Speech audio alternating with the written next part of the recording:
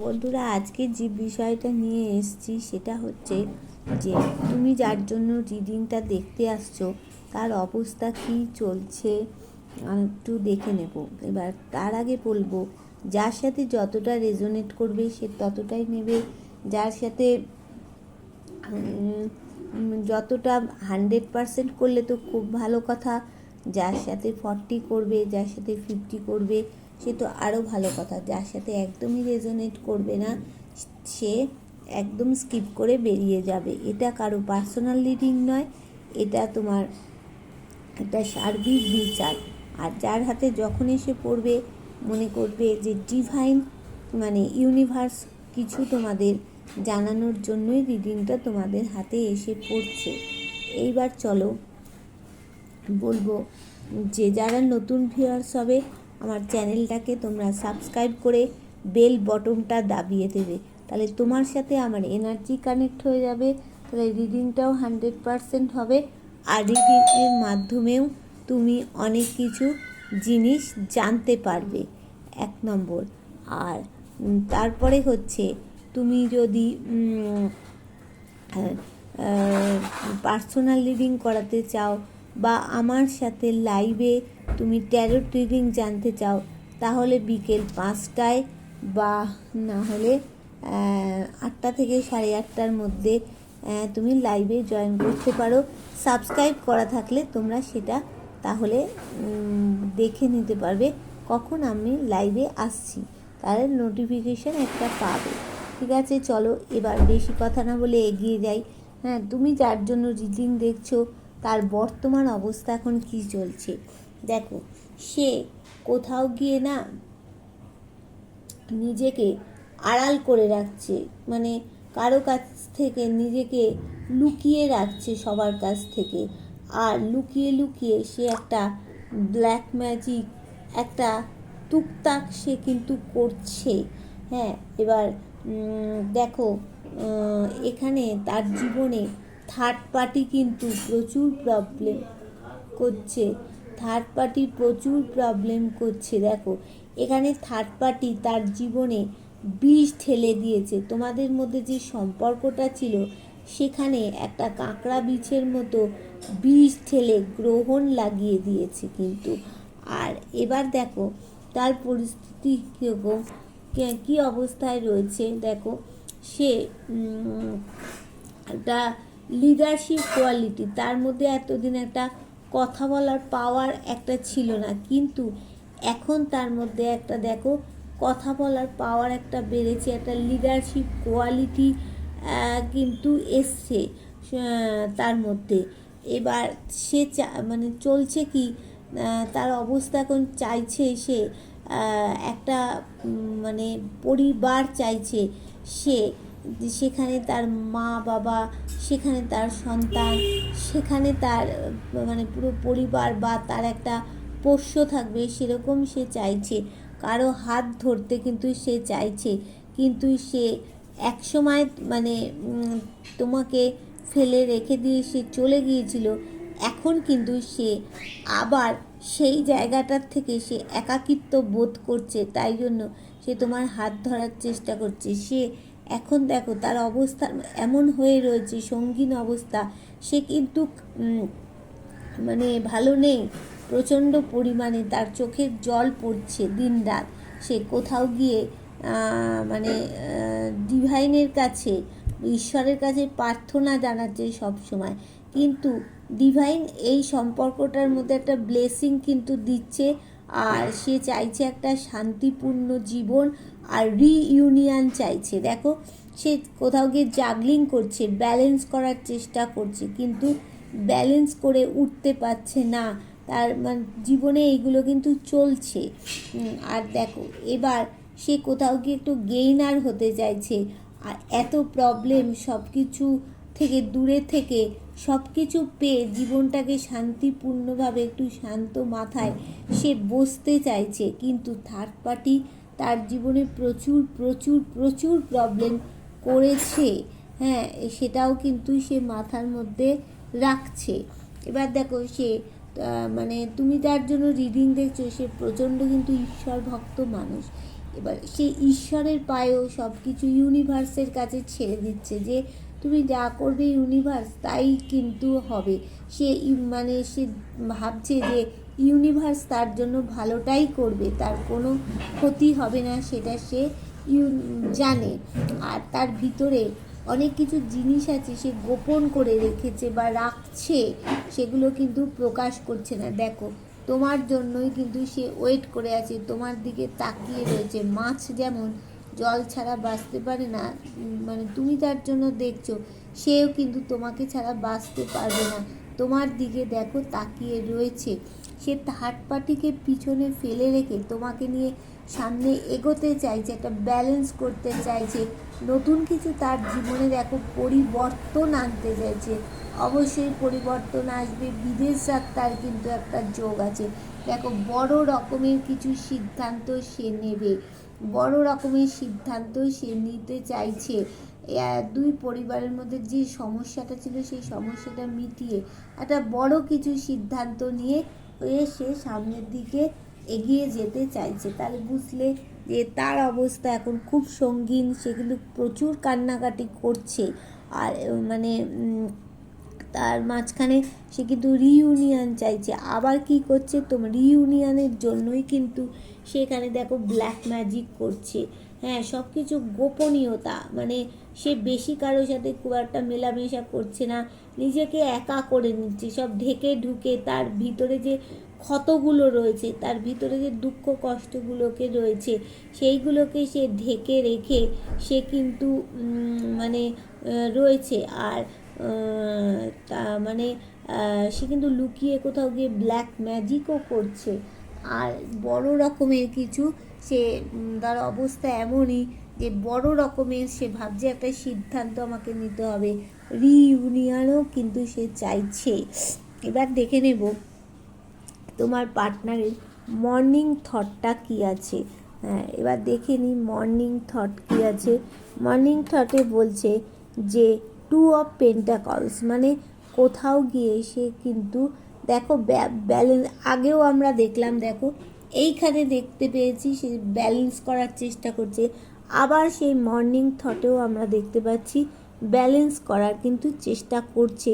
তার ব্যালেন্সের অভাব হচ্ছে, সে ডিসব্যালেন্স হয়ে পড়ছে, কিন্তু জীবন পথে সে ঠিক ব্যালেন্স করে এগোতে পারছে না, সে কিন্তু ডিসব্যালেন্স হয়ে যাচ্ছে। এখানে দেখো যেটা আমরা দেখতে পাচ্ছি কি আছে না, 2 অফ ওয়ান্স, মানে এখানে এ কী করছে না, তার মানে ইন ফিউচার তার জীবনে কোনো একটা মানে থার্ড পার্টিকে নিয়ে হোক, কিছু নিয়ে হোক, তার জীবনে একটা ঝামেলা আসতে পারে, কিন্তু ঝামেলা আসলেও সেই থার্ড পার্টিকে পিছনে ফেলে রেখে সে কিন্তু সামনের দিকে এগোতে চাইছেই চাইছে। এইটা মর্নিং থটের মধ্যে আমরা দেখতে পেলাম। আর কি রয়েছে না, 3 অফ কাপস, মানে সে চাইছে একটা পার্টি টাইম, কোয়ালিটি টাইম, একটা রিল্যাক্স টাইম একটা কিন্তু কাটাতে চাইছে তোমার সাথে।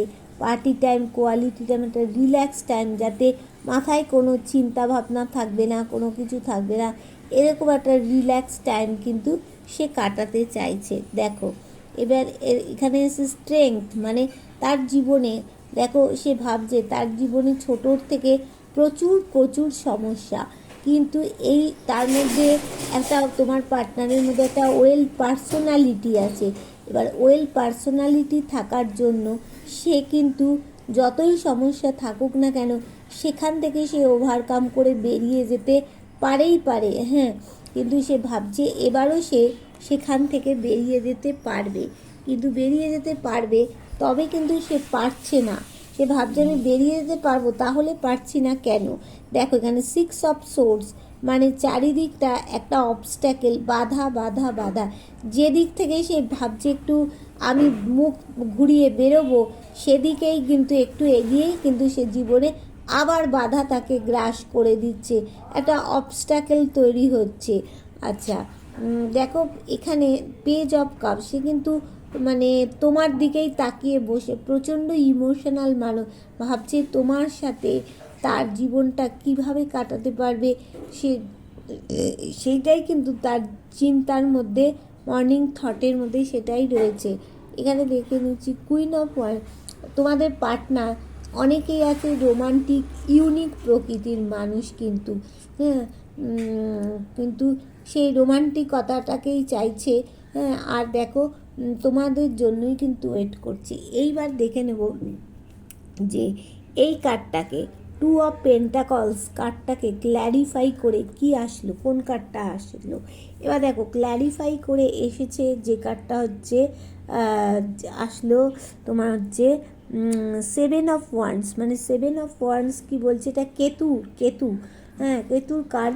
এখানে বলছে যে সে যতটা পরিশ্রম করেছে তাকে বলছে তুমি ব্যালেন্স করতে পারবে, আর একটু পরিশ্রম করো। এই কার্ডটা ব্যালেন্সের কার্ড। এখান থেকে তাকে বলা হচ্ছে যে তুমি যতটা পরিশ্রম করেছো আর একটু পরিশ্রম করো, তবে গিয়ে তুমি ব্যালেন্স করতে পারবে। এখানে দেখো সে মানে তার জীবনে কিন্তু কোনো কিছু ইন ফিউচার কোনো একটা ঘটনা কিছু খারাপ ঘটতে পারে, সে থার্ড পার্টিকে পিছনে ফেলে রেখে ব্যালেন্স করে এগিয়ে যেতে চাইছে। হ্যাঁ, একটা বিদেশ যাত্রারও আমরা যোগ দেখতে পাচ্ছি, কিন্তু এখানে তার হওয়া কাজগুলো হতে হতে সব আটকে যাচ্ছে। হ্যাঁ, আর তার কারোর সাথে দেখো নো কন্ট্যাক্টও হয়ে গেছে। আর এই কার্ডটা কি বলছে দেখো, থ্রি অফ কাপ, এখানে পার্টি টাইম কোয়ালিটি টাইম তোমার সাথে কাটাতে চাইছে।